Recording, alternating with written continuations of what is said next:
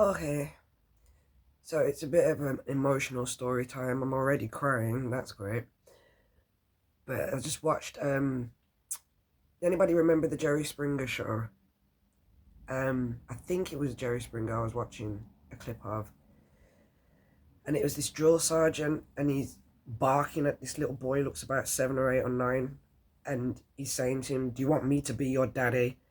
And the little boy was like, "Yeah." And the geezer's like, "Why do you want me to be your dad?" And he said, "Because I don't have a dad." And it fucking broke me, man. Everything breaks me, quite honestly. And I know there's got to be a reason for it. Going to church breaks me. Seeing baby animals breaks me. Seeing an old couple that have been together for years doing something romantic breaks me. I haven't had traditional upbringing, and not a lot of people have, and I'm starting to learn that now, that an average family is abnormal these days anyway. Because what is the average family now? Like, what's the average family? Stepmom, stepdad, no mom, no dad, sisters and brothers, no sisters and brothers, stepsisters and brothers. What is normal? And I don't know if this counts as a story time, to be honest with you, because there is no real direction for it, but most of my posts are kind of directionless. So nothing new. But yeah,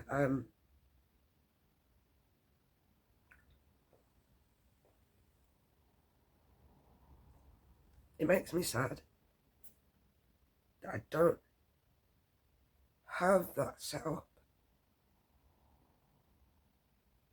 Like, I grew up mainly with my mum, not with my dad.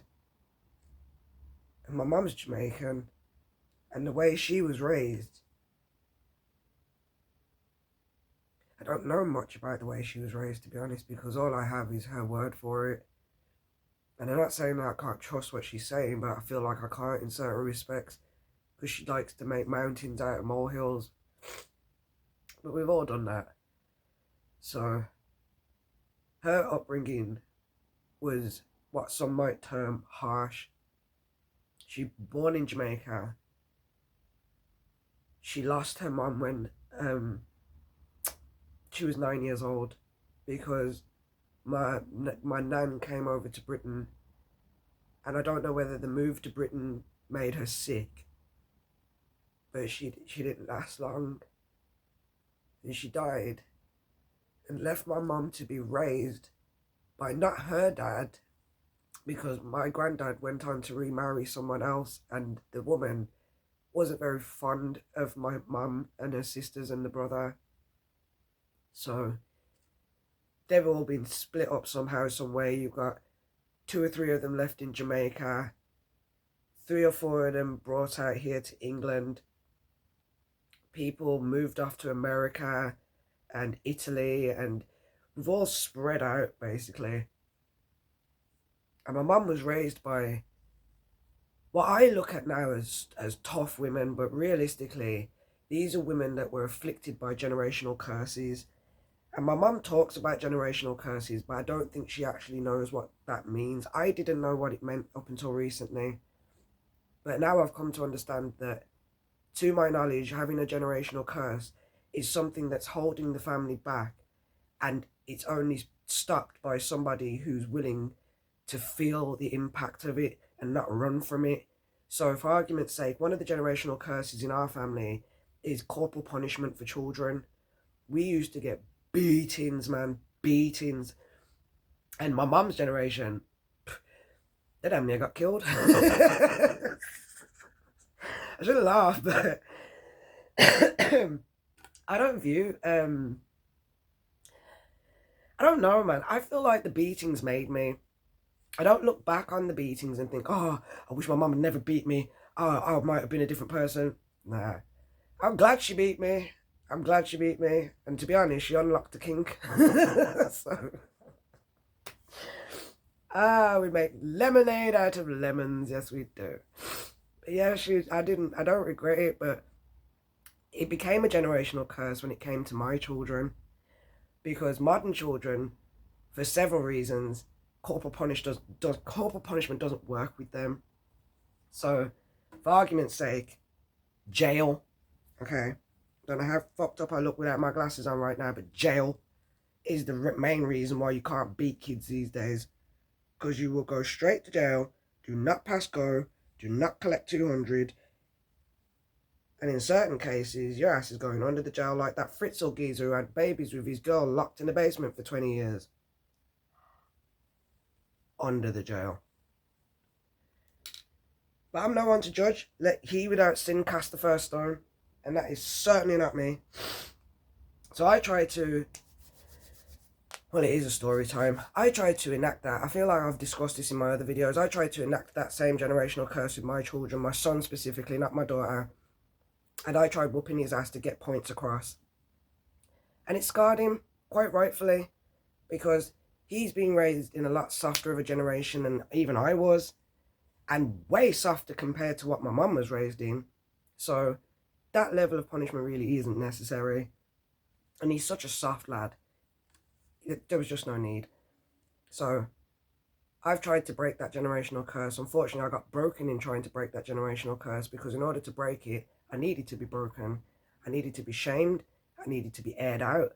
I needed for people to see what the fuck I was doing, because I couldn't see what the fuck I was doing as wrong. I was on a power trip. I thought, I'm the parent. I should get full disclosure, full autonomy, when it comes to what I do with my children, exactly how my mum did. And I just saw no fear in the thing. So yeah, I went to court. I lost custody of my children. My marriage broke down. My marriage broke down before I lost custody of the children, to be fair. And that kind of started the whole ball rolling. But everything for a reason, because I'm a lot wiser now. I have a lot better discernment. I'm able to, hold myself accountable for the damage that I have done and that I could potentially have done. I am open to the fact that no amount of sorry is ever going to fix it. You can't say sorry for certain things. You can't take certain things back. You just can't. So I've learned and I'm learning a lot. But when it comes to my parents, they didn't get the shaming that I got, for one, which is what I noticed. They didn't get the shaming. So they just carried on.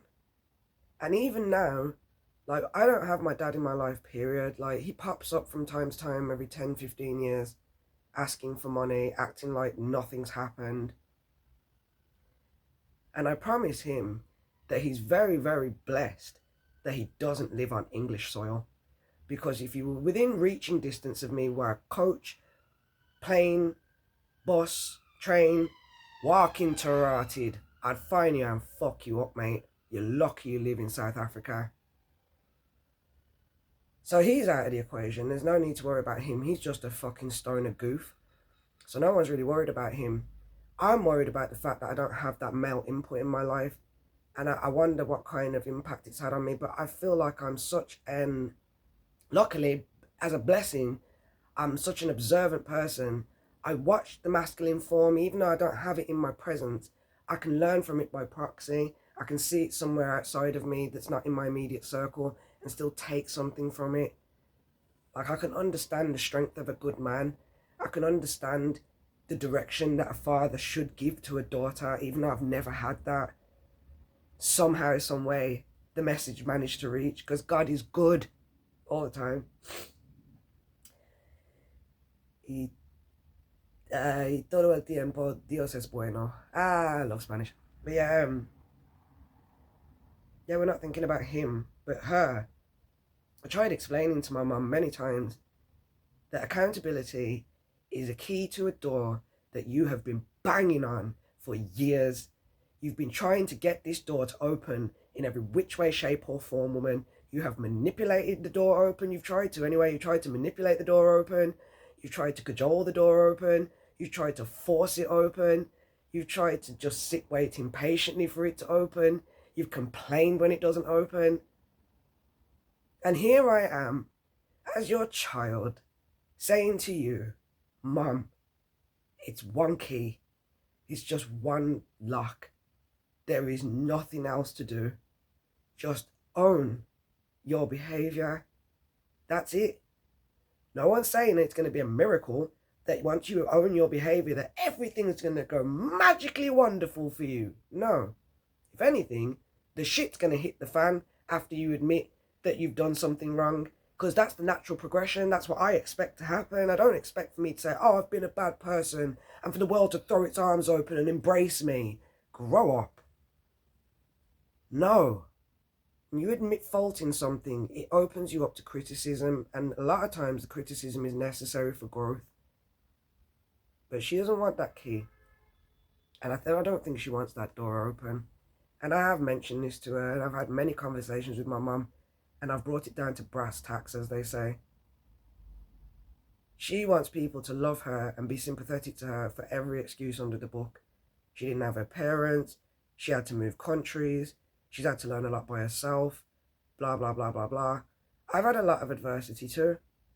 Am I expecting anybody to fucking kiss my ass for it? Because I've watched her, and watching her is enough to let me know I don't need to have that kind of attention on me. I don't want it. I don't want people's sympathy. I want empathy when I need it, but I don't want sympathy. I don't want what the fuck good is sympathy to me? Aww. That's all sympathy is. Aww. What good is that? And that's what she thrives on. She loves it. She lives for it. And I don't get it. Because I don't think that my mum is the main person who raised me up. And she doesn't like a lot of things she don't take accountability for. But one of the things she won't take accountability for, which is wild to me because I'm an egomaniac sometimes, she won't even take accountability when it's somebody saying to her, you did a good job. You raised a good child. Even though I've made mistakes, the things I'm doing that are right, a lot of them are because you taught me that. Not necessarily just with your words, but with your actions. Oh, we're not the same person. Okay. And there's times when I'm saying that, because she will turn around to me and be like, oh, we're just the same. No, the fuck we ain't. No, the fuck we ain't. We have remarkable similarities, me and my mum, and huge differences. But fundamentally, you can tell I'm cut from her cloth. And I'm not ashamed of that.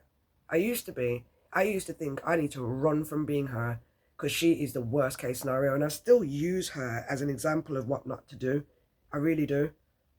And what the repercussions could be if I choose to go down certain paths. So yeah, she's a living reminder. Thank God. But I've missed something with her. And I feel like I'm going to miss it for the rest of my life, man.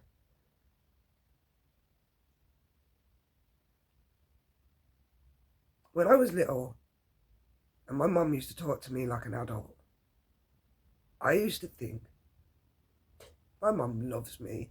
She thinks I'm her friend.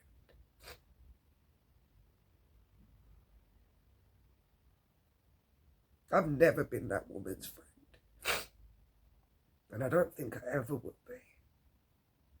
I would like to be.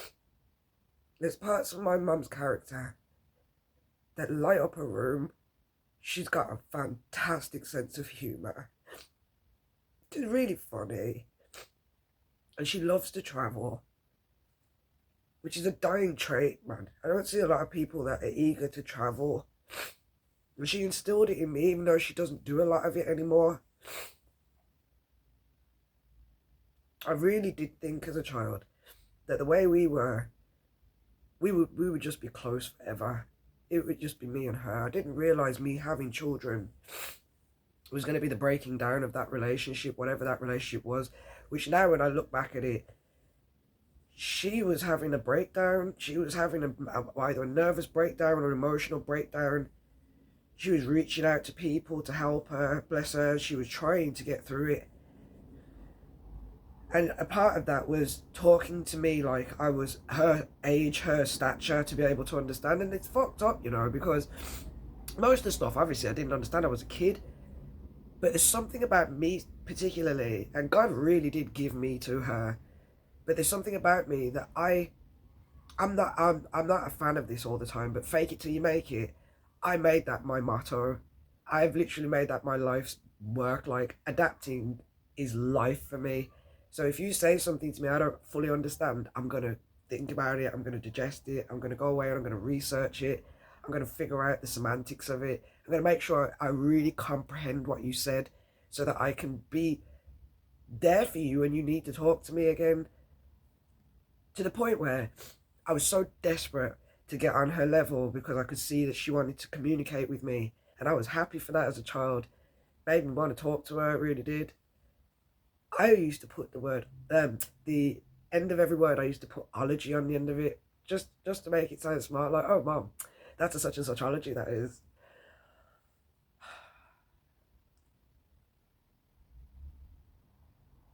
It's fucked up, you know. I have been working so hard to get men to validate me, but realistically, every therapist worth their salt would have said this to me within fucking 45 minutes. I would just love for my mom to see me. She doesn't have to think I'm great. I wouldn't give a fuck if she said, you know something, you're full of shit sometimes, you are, Taslim. If it was true, if it was from an honest place, from a place of love, I'd fucking take it. To have some of that dyed-in-the-wool authenticity from my mom. Fuck. I'd really like that. I'd really, really fucking like that. She doesn't even see me. My mom.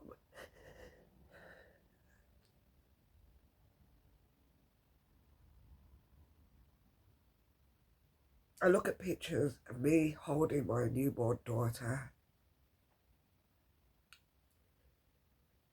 I remember the night after she was born,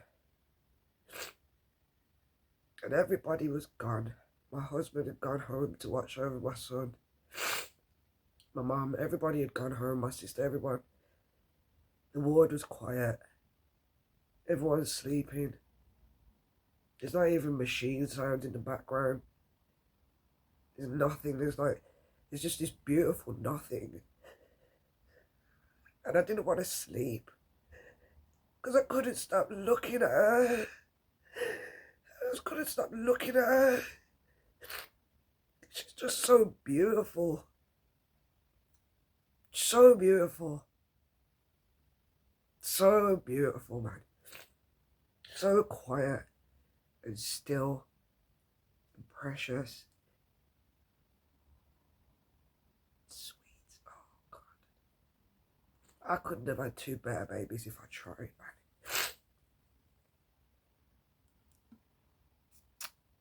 I regret not remembering the night my son was born because I was so hopped up off drugs. The amount of stuff they pumped me with so I could give birth to him, I needed to sleep that shit off, man, I swear to God. But with her, I didn't take the drugs at the same time that I did with Addie, so I had to just suffer out most of the pain, but it was worth it because I was lucid. I was so lucid, I was awake, and then I was holding her the whole time, and I watched the sun come up.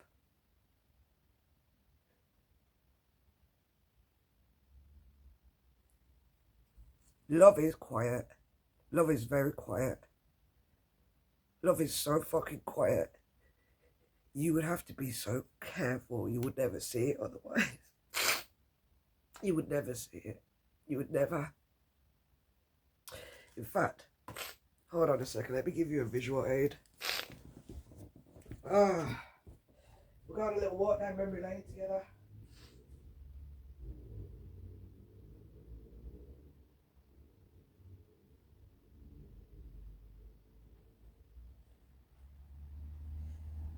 Let me see if I can find the picture. Because there is a picture of me and my daughter together the day after she was born. And I don't know whether it's in this baby book or inside my other ones. Wait a minute. Hold on.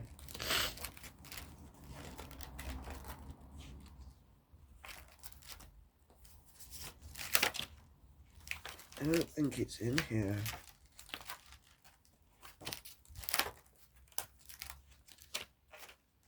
Or is it? Yeah, there it is.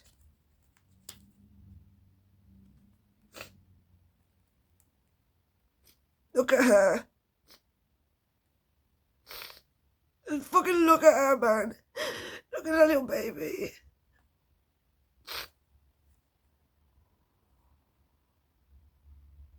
Good Lord, man. You know something? Both of them are stunning. Listen, I don't make no ugly picnic, you know. Boy! Don't make no ugly picnic at all. No, sir. The picnic them beautiful, you see, and them smart. Oh my God. Hold on. She's always pulling faces, man. She was always pulling little faces. Okay. Look at this page of faces. look at it. Wait. This one right here. Getting choked on my own spit. Oh my God.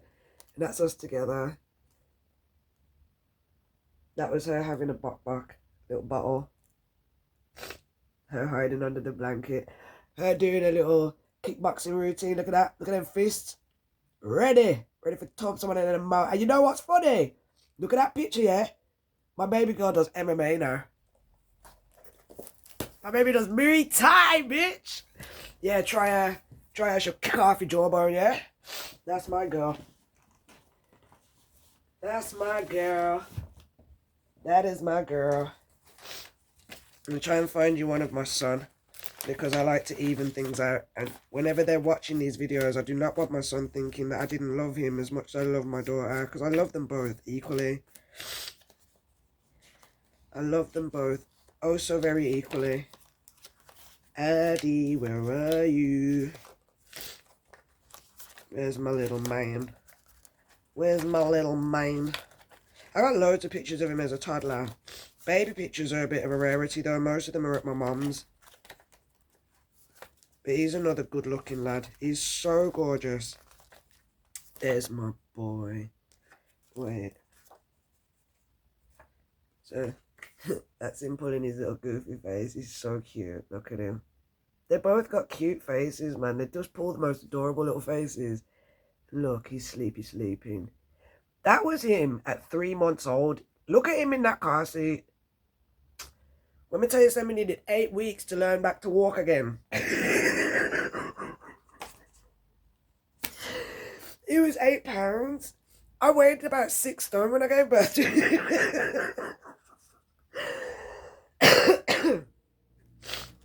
Oh my God. But yeah, having kids, man. Having kids is a beauty, it's a joy. And I could never understand anybody that could make children and just, I don't know, man. It's one thing, right, for us to not have the relationship we should have with our parents, because I don't have the relationship I should have with my daughter or my son, quite frankly. But at some point, I would like to think that my daughter and my son are going to come to me. My son already has in his own ways. And we have these conversations regularly where they'll say to you, what the fuck was this about? Why did you do this to me? That's how they'll feel more than likely. Why did you do this to me? Why did you put me in this position? Why did you make my life like this? And I'm going to have to be accountable. Look at him figuring out his fingers. He's so sweet. And they're both like 6 foot tall. I am 5'2", 5'3" on a positive day, and I've stretched my back. So it's mad to think, man. It's mad to think. It really is. I just love them. And I could never lose out on being accountable for them. Not because I'm selfish and I want them to love me, because that's really not the goal for accountability. Not for me. I want them to have peace. I want them to not feel fucked up. And even if they do, I want them to have some sort of knowledge of where the pieces, these fragmented pieces of their mind are coming from, or might be coming from. And the fact that I can't get that level of accountability from my mum, fuck what my dad does. I need it from my mum. I need it from her. I'm going to have to make do without it because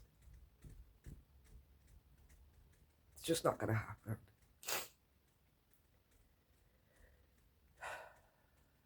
It's funny actually, my relationship with Simeon reminds me a lot of my relationship with my mum. When things are going great, they are your best friend. They love being around you, they'll talk you up. You're the greatest person ever. But when things aren't going well, you ain't worth shit. You get talked about like scum. You get abandoned. You get given the silent treatment. They say women should pick a partner like their dad. I went ahead and picked a partner like my mum. Oh dear.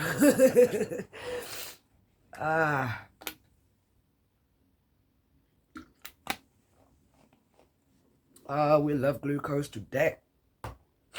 Getting over this bitching cold, God forbid it. And God willing even.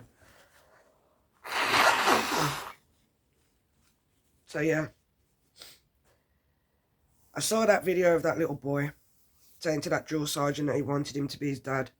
And I think about every time I meet an older woman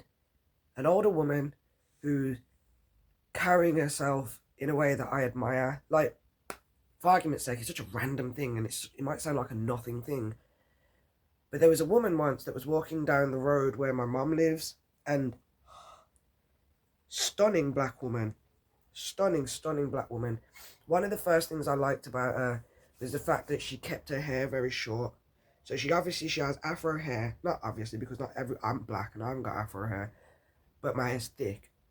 But she had short afro hair and it was lovely and neat. Like, I hate saying stuff like that because people get all up in their feelings.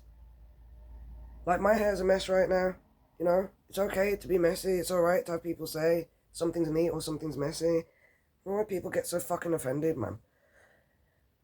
Oh, it's besides the point. I saw this lady, and she's gorgeous. She's tall as well. She's at least like 5'10". And she's suited. And as she walked past me, as I was coming out my mum's cul-de-sac and she was walking down the road past me, I could smell her. And I was like, whoa. So, me being me, this is the person I am. If I see you and you got something I like, I'm like a magpie. Hello, what is that? And I stopped her and I was like, sister, you smell so good. What is that you're wearing? Immediately, she lit up, first of all. Her smile was beautiful.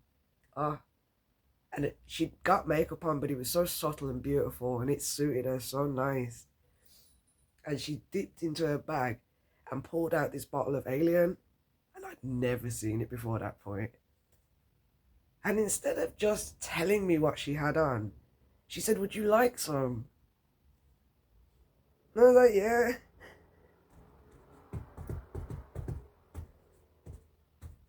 She made me crave having a sister, having a best friend, having a mom.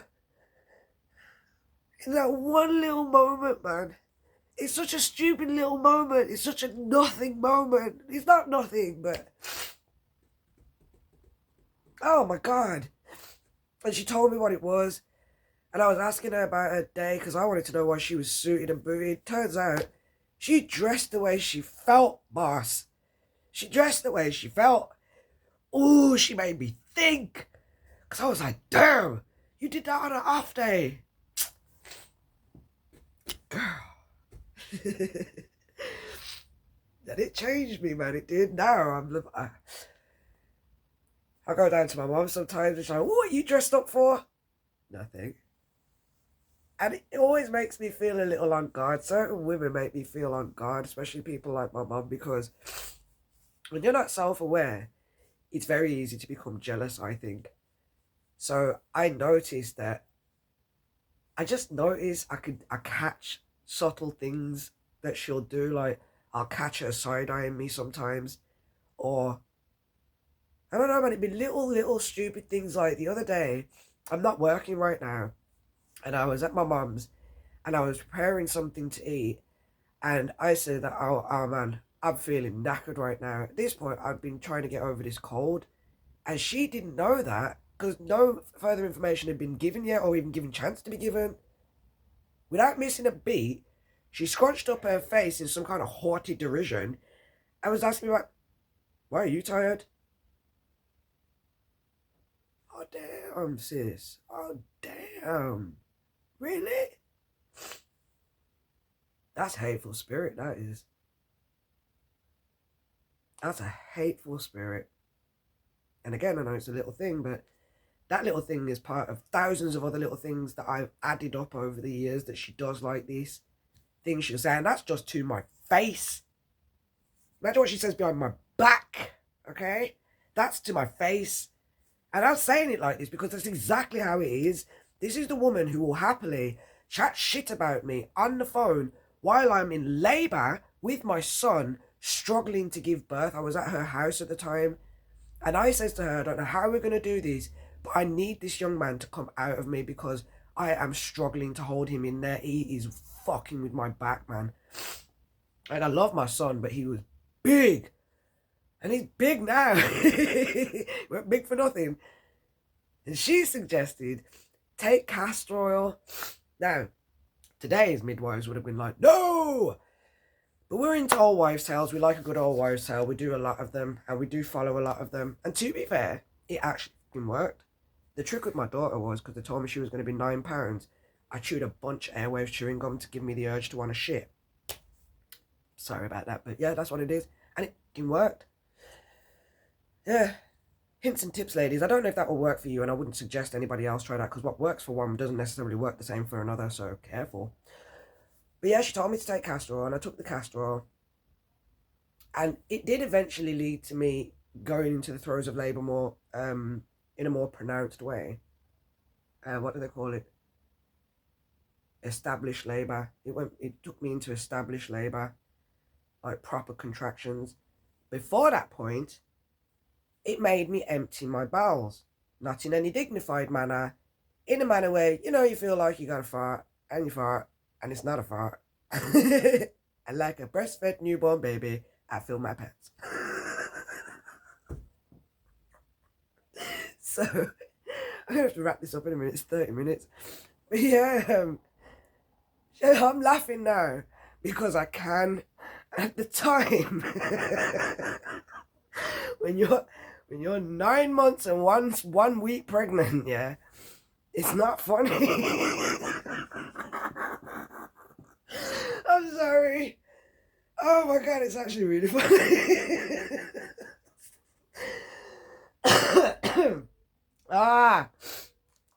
Fuck, man. Now, I've done this whole thing, crapped my pants, made the mistake of fucking telling her about it because she's my mom. And I'm thinking, this is my mom, man. This is my mom. Her maternal instincts are going to kick in and she's going to baby me because right now I'm fucking vulnerable. You know what I mean? I feel like a polystyrene cup with a wet bottom and it's about to drop out. It was that kind of feeling for a week. Ross Clark. Anyway, this lady was on the phone already to her brethren from way back when, yeah. Now, I'm laughing like this now because, like I said, hindsight's 2020 and we can do these things. At the time, I was extremely vulnerable. I was 19. So I was extremely vulnerable, extremely self-conscious. And she's chatting to her friend on the phone.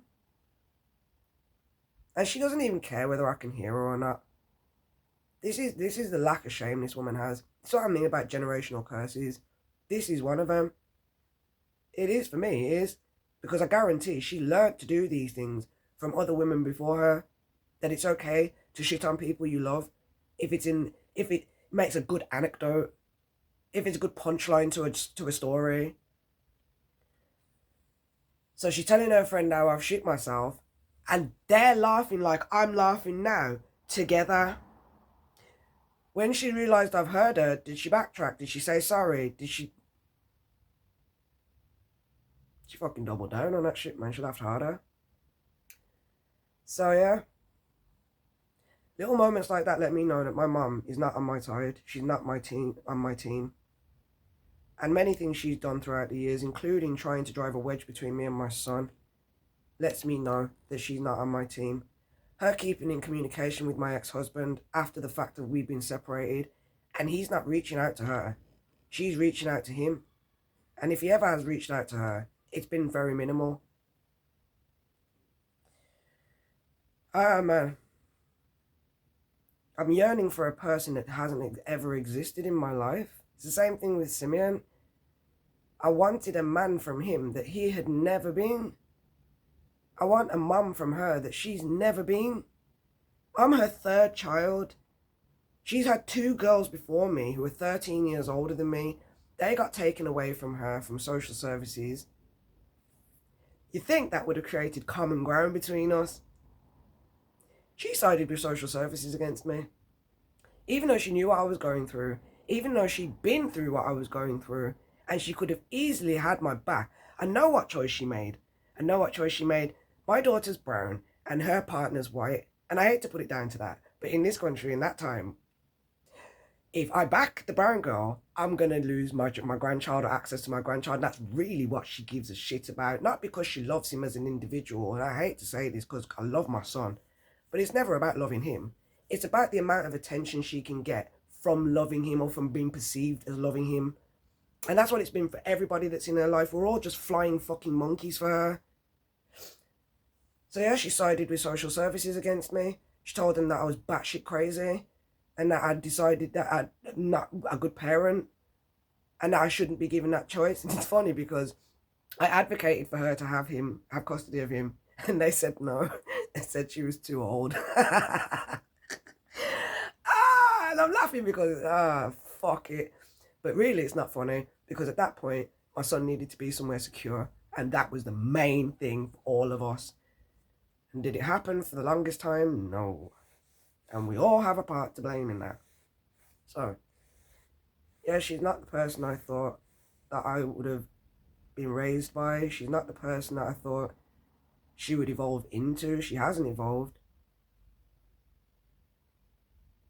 She hasn't changed one bit. And the fucked up thing is, her and other people like her in my life will say to me, oh, you haven't changed, you haven't Tasnim.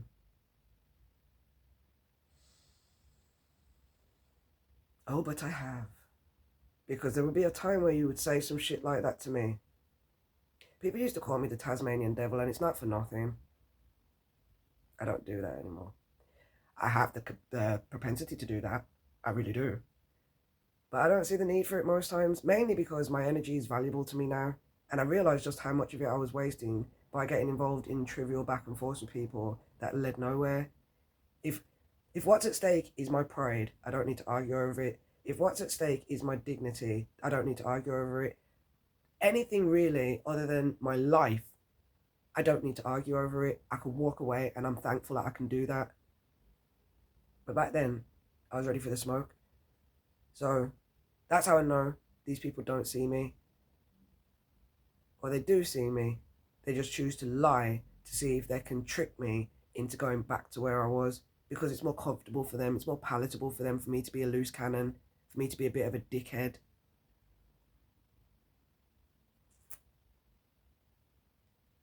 I don't think it's ever not going to hurt my feelings that I haven't had parents the way a traditional setup should have. I don't think it's ever not going to touch my spirit whenever I do find people in the world that I feel like have a little essence of what I feel like I've been missing out on.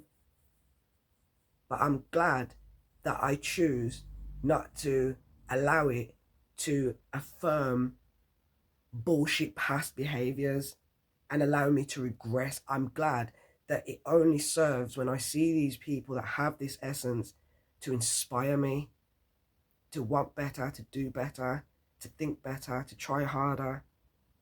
And I'm not perfect, and I fuck up every day. God forbid it. But I'm glad I have evolved. I'm glad I'm not exactly the same as these people. I'm glad that we have parted company for the most part, because, and I can hear people saying, well, that's your mum. So She's someone's child. I'm someone's child. I'm someone's mom. It doesn't matter. These are all titles. It's your actions that dictate what kind of relationships you have, not the titles you put on people. Just because she's called my mom doesn't mean she's my mother. She is a biological parent to me. But when it comes to being a parent that's emotionally attached to me, we don't have that. We never will. We never have. And I'm sad, but it's just not there. And when the time comes for it, if my older sisters don't take care of her, she's going in a home. Because I'm not having it in my house. That bullshit. And when she's not got all her cheese on it, it's cracker. Hell no. Into the home you go. With your cantankerous self. Go along about your business. And I've been warning her, you know. I've been warning her. Because she says cute little things like, I'm going to pack my bags and go back to Jamaica. Gone! Oh, and I won't care until me dead. Babes, we're all going to die, alright? I might die before you, God forbid. And you're talking like this. God forbid it. Yeah, I don't...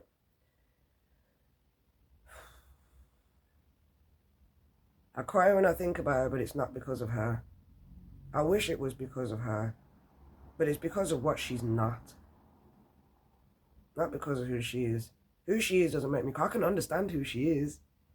And I swear to God, if she could get past it, the love I've got for her, the love that she would get. But you won't get one iota of it when you can't hold any kind of space for people who love you and you're supposed to love them, who are telling you, you are hurting me. With the things you do and say, you are hurting me. God forbid it. From when I can't talk to you candidly like that, me and you don't have nothing to do together. Nothing. Not a conversation, not a broken meal, nothing. Breaking bread even, nothing. There's nothing. There would be a time where I used to go to my mum's yard, and as I'm rounding the cul-de-sac to get to her house, I can feel myself decompress because I feel like I'm coming home. I don't know where on earth that feeling came from because she's never given me that self. The only time that setup's actually been there is where I was thick in the narcissism and I was allowing myself to be her flying monkey. I was taking part in the things she was doing. But now I'm on the outside. I'm fully on the outside, man. And I can feel it. And I know it. And I can accept it. Because here on the outside, I've managed to form my own life. And I don't have to be judged by her decisions, because that's another problem as well. She might have jumped on the side of social services against me. But what was the alternative? Her joining sides with me and me becoming even more fully fledged like a... No. I'm glad she didn't back me up. Everything for a reason. It was hard. Fucking hurt. Jesus, I've never felt so alone in my life as I did in that moment. Fuck. But we're all here today. We're all alive. Everyone's strong and healthy, thank you, God. Through the mighty name of Jesus, I thank you, Father God, for the health, strength, and vitality of everybody I know. But we are different people now. And if for some reason you watch this, Mom, I love you very much. As a human being, as an entity on this planet, as a child of God, I love you. But two bulls can't live in one pen, man. I understand that now. And I got my own bullshit to deal with. I got my own character flaws to get over. And it's better to get over these things away from people more times than it is to get over it in front of them. So if anyone out there is having family relationship problems and that, drop it in the comments. Maybe we can hash it out together. Or if you just want to vent, you are welcome to. And I hope somebody can understand where I'm coming from. But even if you don't, it's cool. I'm starting to comprehend what's going on a lot easier these days. And hopefully I'll have this fully figured out one day. To the point where I can be peaceful and restful in my life. Anywho. Buenas tardes. Enjoy the rest of your day. And God bless. Bye for now.